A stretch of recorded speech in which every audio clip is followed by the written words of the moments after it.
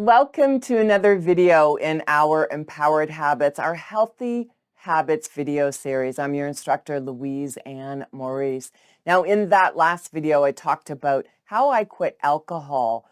Well, when I quit alcohol, I quickly realized that it was sugar. The sugar in the alcohol. Alcohol was just an adult way, a more sophisticated way to get the sugar that helped me when I was a kid. So in this video, I'm going to talk about how I quit eating sugar and improved my coaching. I'm going to start with my eating sugar habit, how it started, why it started, and then how did eating sugar impact my coaching skills. And there is a connection. I'm going to share that with you. And then how to quit eating sugar hacks that improved my coaching skills. And then always with the bonus, how to quit eating sugar healthy habits download. All right, let us begin with my eating sugar habit. When I was young, sugar was a way for me to self-medicate, and with sugar consumption, there's a rapid increase in blood glucose levels, which leads to insulin being released to lower blood sugar levels. The problem, my frequent sugar intake led to insulin resistance, where my cells became less responsive to insulin, causing blood sugar levels to remain high. This impacted my mood. High blood sugar levels, hyperglycemia, caused irritability, anxiety, and difficulty concentrating. And then the low blood sugar levels, hypoglycemia, led to shakiness, confusion, and mood swings. The glycemic roller coaster, this constant fluctuations in blood sugar levels, stressed my body and led to craving more sugar to ease anxiety. Very interesting, isn't it? But you see this image here, you are defined by your habits. And it's amazing, ever since I was a kid, the labels that were placed on me. A sugar addict, chocolosaurus, all of these names. It took me a long time to shake those labels. And it is the labels and how we feel about ourselves that impact our coaching skills. For me, anyway. Let's look at that next. During coaching sessions, I had difficulty concentrating. I experienced periods of hyperactivity followed by crashes. I had a challenging time maintaining focus during sessions.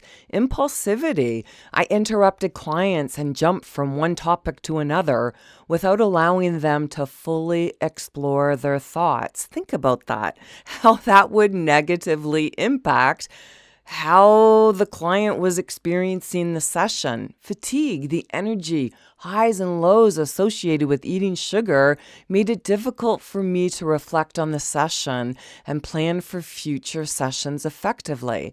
And then reduced engagement. I struggled to engage fully in sessions, which impacted the quality of the coaching I provided.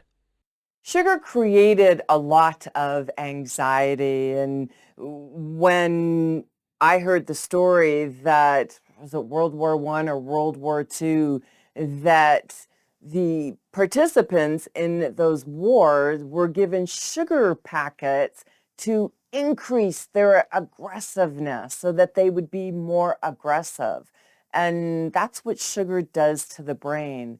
And when I learned about that and everything that I've learned about, I stopped to see myself as, again, labeled by the bad habits and all of those labels that are placed on that. Very important to always come from that place of self-belief. And anytime that I made improvements in my health and stuck with that, it improved how I saw myself and how I showed up, and that self-confidence. And that's how, when I quit eating sugar, it improved my coaching. But let's go through some of those hacks. Again, same thing that I did with the alcohol, quitting alcohol, I did the same thing with sugar, that 365-day challenge. Because, hey, the brain is, what? I'm never going to get sugar again? What are you doing? I'm never going to have a piece of birthday cake. Are you kidding me?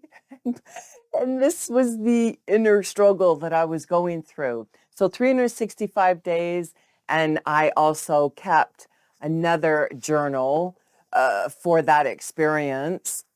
Always good to be able to look back on how I've made improvements and to also, I know this might sound silly, but thank my past self for making these improvements so that my present self can experience the benefits, the health benefits, but also the professional benefits of having made these healthy habit choices.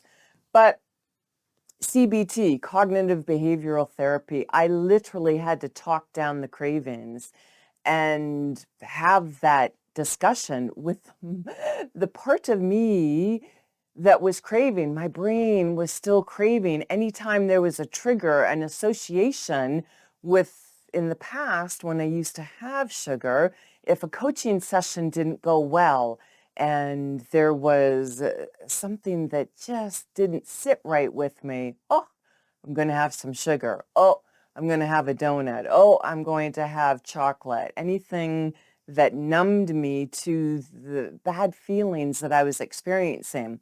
So it was always having to be mindful and aware, but talking down the cravings still works for me today. What that did by removing sugar was it improved my motivation and consistency.